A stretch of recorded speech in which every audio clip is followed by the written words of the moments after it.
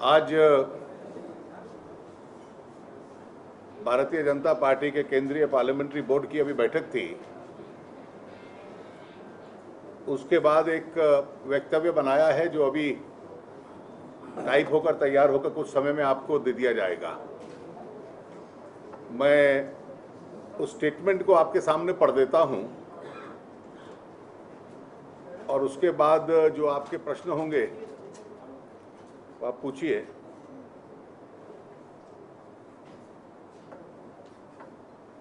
The Parliamentary Board of the BJP met at New Delhi today to discuss the results of the elections to the 5 state assemblies. The BJP is of the opinion that the result of each assembly is state specific. An anti-incumbency due to lack of developmental activity has impacted the result in West Bengal. Corruption and family nepotism has influenced the election results in Tamil Nadu. The BJP regrets that the lack of opposition unity resulted in the absence of a credible alternative in Assam. The global decline of the Marxist ideology appears to have belatedly arrived in India. The results of the by-elections in Chhattisgarh and Karnataka are satisfying for the BJP. The BJP congratulates the winners of each of these elections and hopes that they are able to live up to the faith that the voter has reposed in them. अनुवाद करता रहता हूं। आज Bharatiya Janata party के केंद्रीय parliamentary board की दिल्ली में बैठक हुई। 5 विधानसभा चुनावों का जो परिणाम आया है उसका विश्लेषण करने के लिए पार्टी का ये मत है कि हर परिणाम उस राज्य की विशेष परिस्थिति के में से उत्पन्न स्थिति में से पैदा हुआ है। पश्चिम बंगाल में एक मजबूत एंटी इनकम्बेंसी थी। 34 वर्ष की वामपंथी सरकार थी। विकास कम हुआ है और उसके प्रति आक्रोश जो था उसमें से उत्पन्न हुआ वो परिणाम था। भ्रष्टाचार और परिवारवाद ये प्रमुख कारण बने तमिलनाडु में उस आक्रोश को पैदा करने के लिए जिसमें AIADMK के नेतृत्व वाले मोर्चे को एक भारी सफलता मिली है। भारतीय जनता पार्टी को खेद है कि विपक्ष एक न होने की वजह से एक विश्वसनीय विपक्ष नहीं बन पाया, जिसकी वजह से असम में भारतीय जनता पार्टी की परफॉर्मेंस अच्छी नहीं रही। हम मानते हैं कि पूरी दुनिया में जो मार्क्सवादी विचारधारा कमजोर होती रही उसके असर अब हिंदुस्तान के अंदर देखने को मिल रहे हैं। छत्तीसगढ़ और कर्नाटक के उपचुनाव के जो परिणाम है हमारी पार्टी के लिए संतोषजनक है। जो लोग इन चुनावों में विजयी हुए हैं और अपने राज्यों में सरकारें बनाएंगे,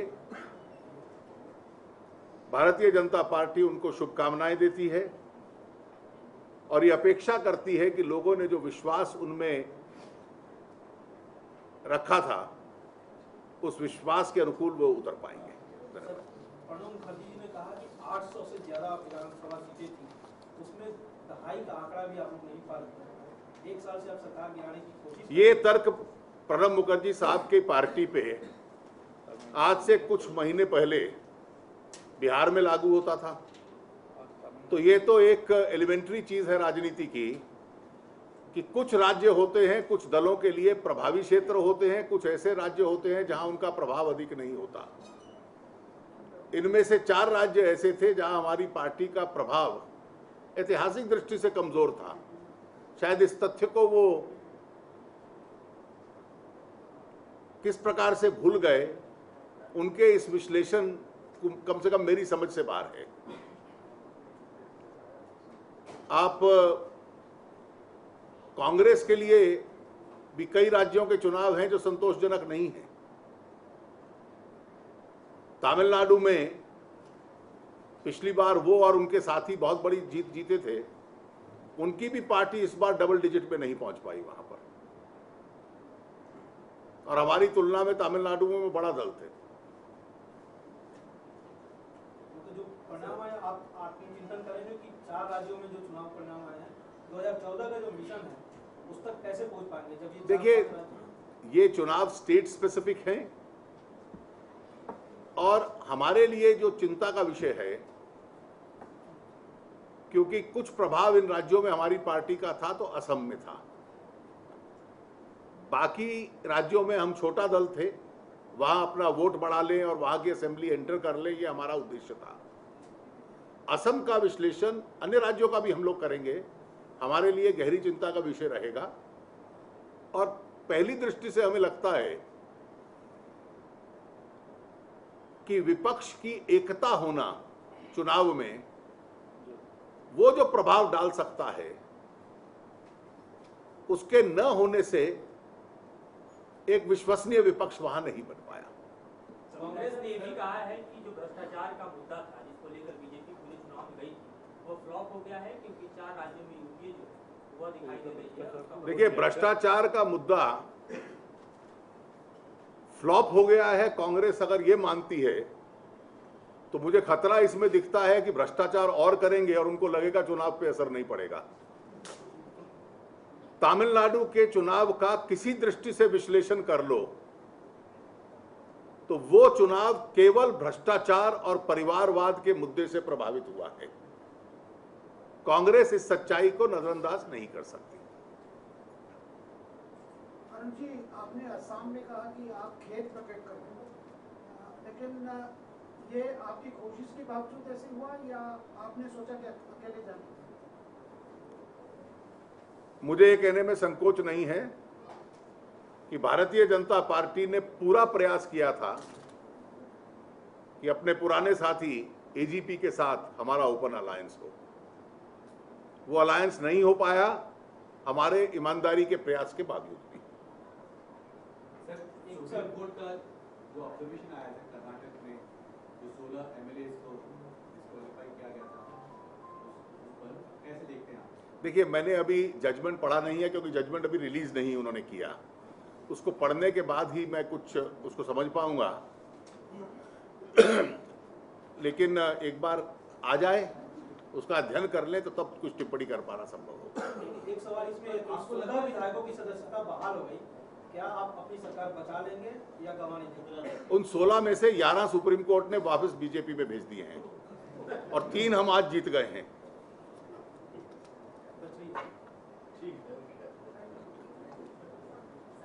आंध्रा में जो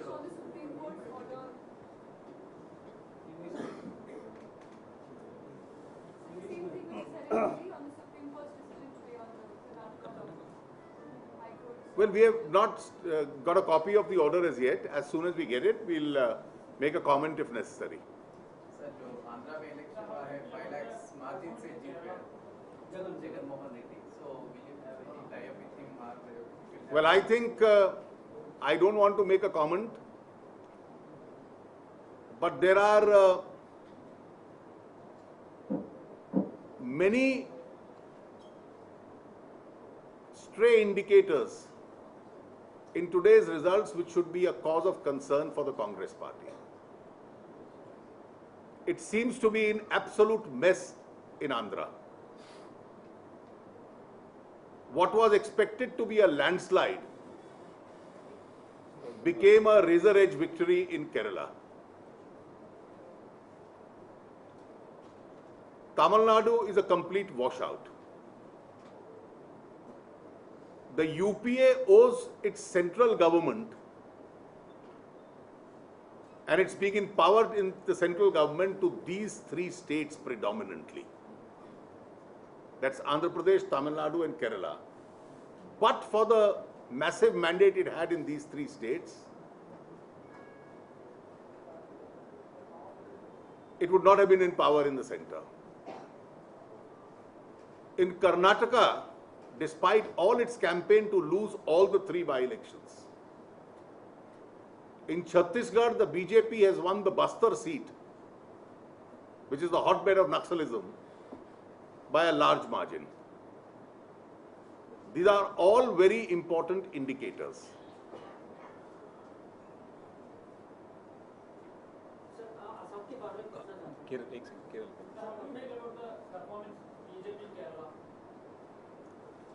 Well, the results have just come.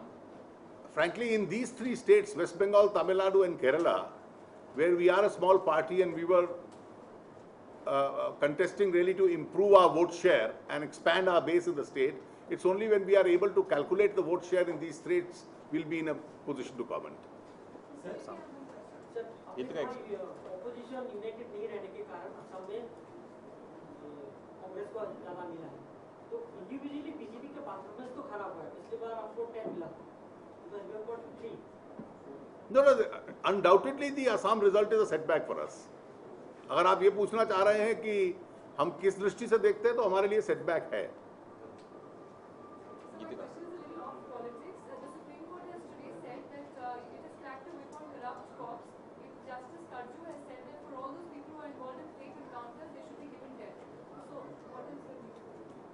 I don't make observations on what observations judges make in open court. Particularly if these are oral observations, it's not proper for us in political platforms to comment on them. Jaitley sir, जो कर्नाटक के संदर्भ में जो observation है supreme court का, आपको लगता है कि एक औपचारिकता के तौर पर किसी भी सरकार को अगर इस तरह का फैसला आता है सुप्रीम कोर्ट का, तो दोबारा बहुमत साबित करना बेहतर होगा?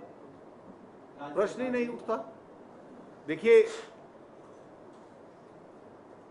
दोबारा बहुमत साबित करने का प्रश्न कहां उठता है? आज के उपचुनाव कर्नाटक सरकार की लोकप्रियता क्या है उसका एक उदाहरण है।